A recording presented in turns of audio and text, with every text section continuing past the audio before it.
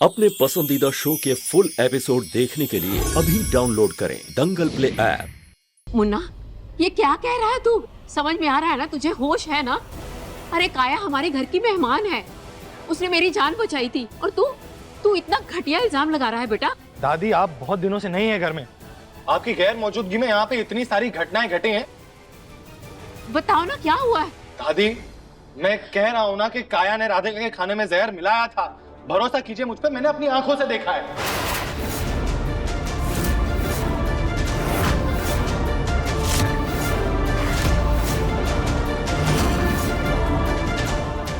दिव्यम, ये सब तुम क्या बोल रहे हो?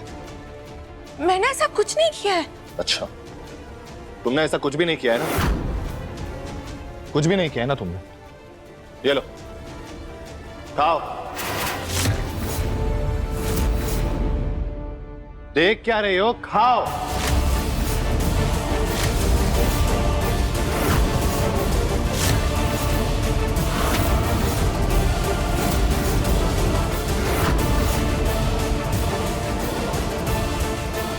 दिव्यम जी, आप हमारी बहन पर बहुत संगीन इल्जाम लगा रहे हैं। अब राधिका, मुझे शौक नहीं है किसी पर संगीन इल्जाम लगाने का, समझी तुम? मैं कह रहा हूं, मेरी बात का विश्वास करो। काया, खाओ। देख क्या रही हो? मैंने कहा लो, खाओ। हाँ हाँ काया जी, अगर आपने इसमें कुछ नहीं मिलाया तो आप खाइए ना।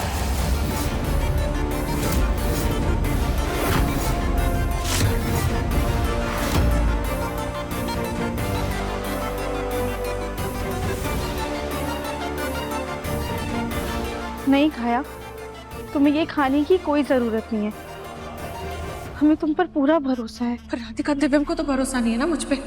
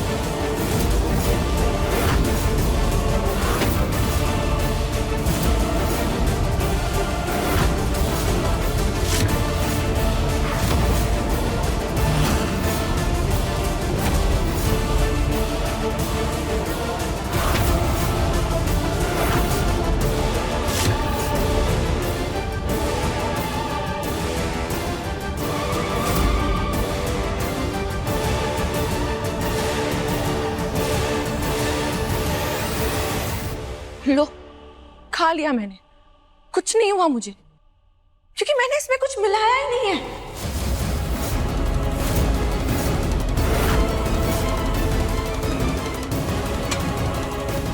लेकिन ऐसा कैसे हो सकता है? मैंने अपनी आंखों से देखा था कि तुमने कीड़े मारने वाला जहर इस लाल बोल में मिलाया था। हाँ, मैंने वो दवाई मिलाई थी। तो फिर? लेकिन वो दवाई मैं आदू को खाने में क्यों दूंगी? मैंने वो किसी और वजह से मिलाई थी। मैं आप सब लोगों को बताती हूँ, चलिए मेरे साथ।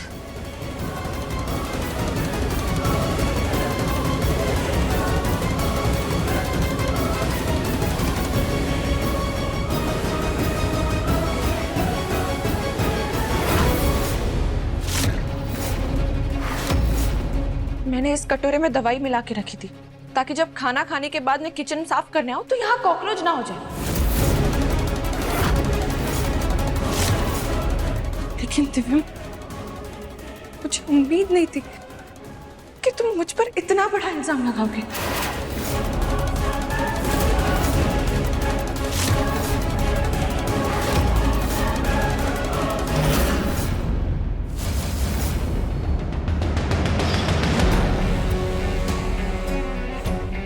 दिव्यम अभी भी मुझ पे विश्वास नहीं कर रहा है।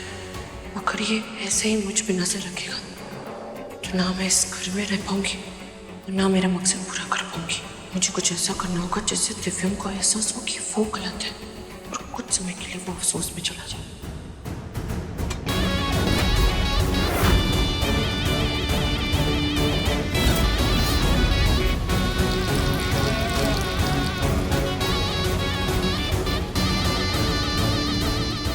दिव्यम ने मुझे देख लिया है कि मैंने जहर मिला है। अब उसे शक होगा और मुझे उसी शक का फायदा उठा के सबके सामने दिव्यम को गलत साबित करना है। तुमने सोच भी कैसे लिया कि मैं अपनी बहन की जान लूंगी?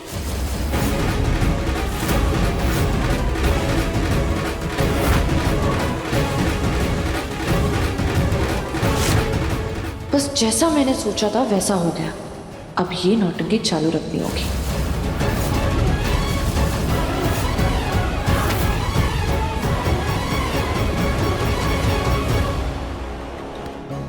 काया, काया प्लीज रुक जाओ। कहाँ जा रही हो तुम?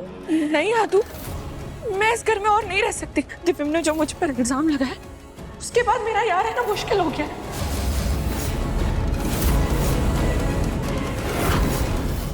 मुन्ना, तू कब से आधी अधूरी बातें सुनकर दूसरों पर इल्जाम लगाने लगा है?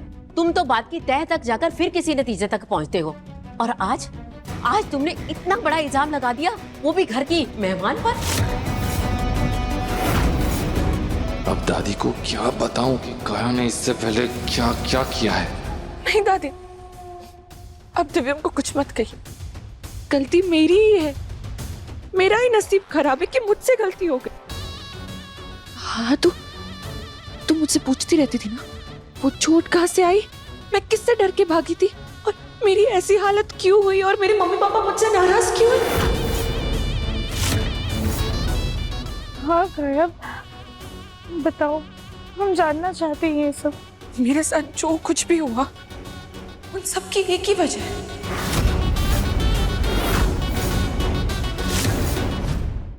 मेरा पति।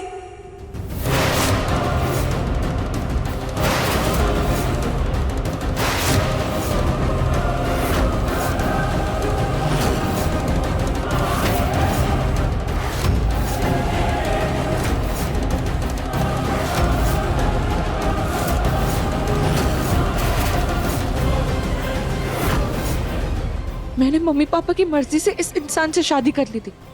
मुझे लगा एनआरआई है, अच्छा लड़का है। मैं गुमराह हो गई।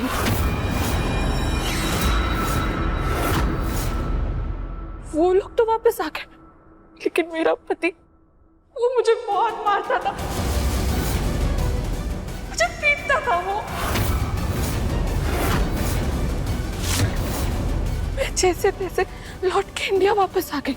मैंने मम्मी पापा को समझाने की बहुत कोशिश की, लेकिन उन्होंने मुझे अपनाने से मना कर दिया। तो मेरे पति ने मेरे कैरेक्टर पर झूठा इल्जाम लगाकर मेरे अपने माँ बाप को मेरे खिलाफ कर दिया। मेरी जान के पीछे पड़ गया था वो, इसीलिए मैं उससे बचती छुपती हर जगह फिर रही थी, क्योंकि वो मुझे ढूंढ ना ले।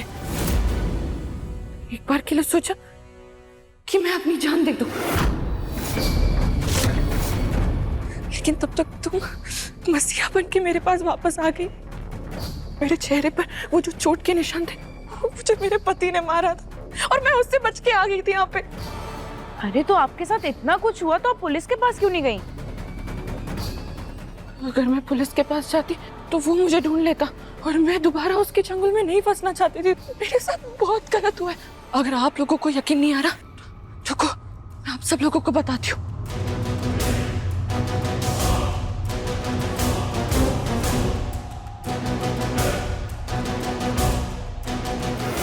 ये देखो, मेरी और उसकी फोटो देखिए।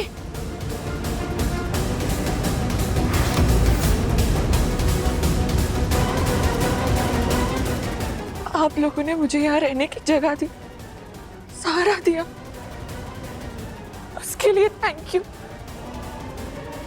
लेकिन अब मुझे यहाँ से चलना होगा।